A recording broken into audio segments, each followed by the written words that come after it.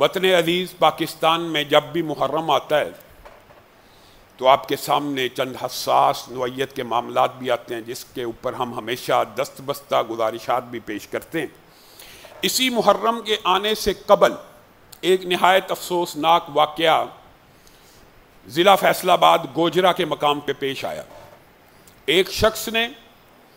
اپنی دکان کا نام العمر آئرن سٹور رکھا تو پولیس کا ایک اہلکار جو تعصب سے بھرا ہوا تھا اس نے اس کے خلاف مقدمہ درج کیا کہ یہ العمر کا نام رکھنا گرد و نواح میں بسنے والے اہل تشیع کی دل آزاری ہے، اور اس کے اوپر 295 کا مقدمہ درج کر دیا۔ انا للہ و انا الیہ راجعون۔ یہ وطن عزیز اسلام کے نام پہ بنا۔ آج اس عظیم عبقری شخصیت کا یوم شہادت ہے، کیا اس کے نام پر دکان کا نام رکھنے سے اب مقدمے درج ہوں گے؟ جیسے ہی مجھے اطلاع ملی میں نے اپنے برادر مکرم ذیشان اصغر صاحب، ہمارے پہلے ایس پی صدر بھی رہے ہوئے ہیں، اس دور سے ان کے ساتھ تعلق ہے، آر پی او آج فیصل آباد ہے، ان کے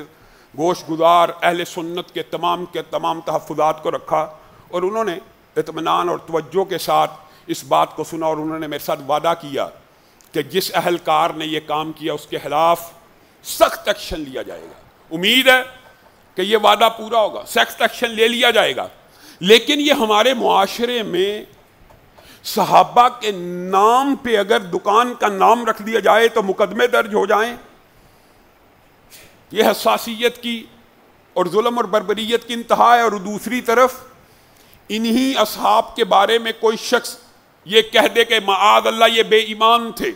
معاذ اللہ یہ ایسے تھے، اس کے اوپر مقدمہ درج کرانے کے لیے مجھے اور آپ کو احتجاج کرنا پڑے، تو پھر ہم انا للہ پڑھے بغیر اور انا للہ کے علاوہ کیا پڑھ سکتے؟ وہ عمر، اس عمر کے بارے میں بکواسات اور اس عمر کے بارے میں گزشتہ سالوں میں حیدرآباد کے اندر پتلوں کو جلانا، یہ محرم میں برداشت نہیں کیا جائے گا۔ کل اللہ کے فضل و رحمت سے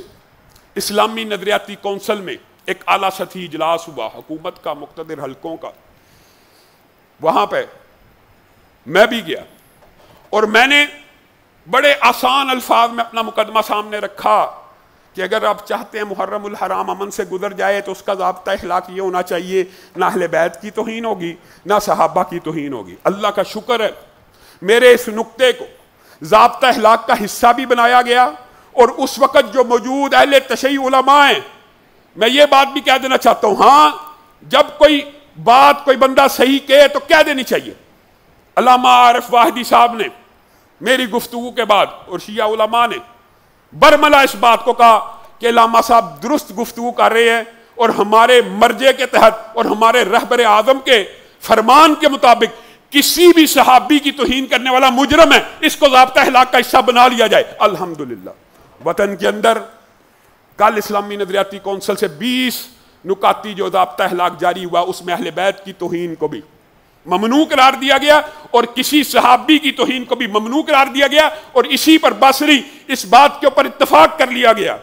کہ اگر ہوگی تو حکومت سخت ایکشن لے گی اور ان کے خلاف سخت کارروائی کی جائے گی۔ الحمدللہ رب العالمین۔ ہمارا یہی مقدمہ ہے، ہم جھگڑا چاہتے ہیں؟ میں یہاں پہ اس منبر کے اوپر علامہ عارف واحدی صاحب کی تحسین کر رہا ہوں، کیا ہم جھگڑا چاہتے ہیں؟ محمد حسین اکبر صاحب بھی موجود تھے، افتخار نقوی صاحب، سب نے وہاں پہ الحمدللہ اس نقطے کو مان لیا۔ اگر آپ کے اب بڑوں نے مان لیا اور آپ کے رہبر اعظم کا یہ فتویٰ ہے کہ مقدسات اہل سنت کی توہین نہیں ہونی چاہیے، یہ ہیٹ سپیچ ہے، یہ فریڈم آف سپیچ نہیں ہے، تو پھر آپ نے محرم کو امن و امان کے تحت گزارنا ہے اور کسی صحابی کی توہین نہیں کرنی۔ اہل سنت کی طرف سے اگر کوئی اہل بیت کی توہین کرے گا ہم خود اس کو پکڑ کے انتظامیہ کے حوالے کر دیں گے، اور اگر آپ میں سے کوئی شخص صحابہ کی توہین کرے تو ہم آپ سے بھی یہ مطالبہ کرتے ہیں، آپ پکڑ کے اس کو مقدمہ درج کرا کے قانون کے حوالے کر دیجئے۔ بقائے باہمی کا تقاضا، معاشرے میں انتشار کو ختم کرنے کا تقاضا، اور پیغام پاکستان کی روشنی میں ہم اس وطن میں اکٹھے شہری ہیں، 70 سال سے رہ رہے ہیں۔ اللہ کے بندو، ہم عیسائیوں کے ساتھ رہتے ہیں، 75 برس گزر گئے، ان کی شادی بیاہ ہر مسلمان کے گھر میں کسی عیسائی کا آنا جانا، کبھی آپ نے کوئی تعصب دیکھا؟ ان کی شادی بیاہ میں شرکت کرتے ہیں، ان کی غمی خوشی میں شرکت کرتے ہیں۔ تو ہم کسی اور کے ساتھ بقائے باہمی کے ساتھ کیوں نہیں رہ سکتے؟ رہیں گے اور رہنا چاہتے ہیں، لیکن اس وقت تک جب تک وہ کسی صحابی کی توہین نہیں کرے گا۔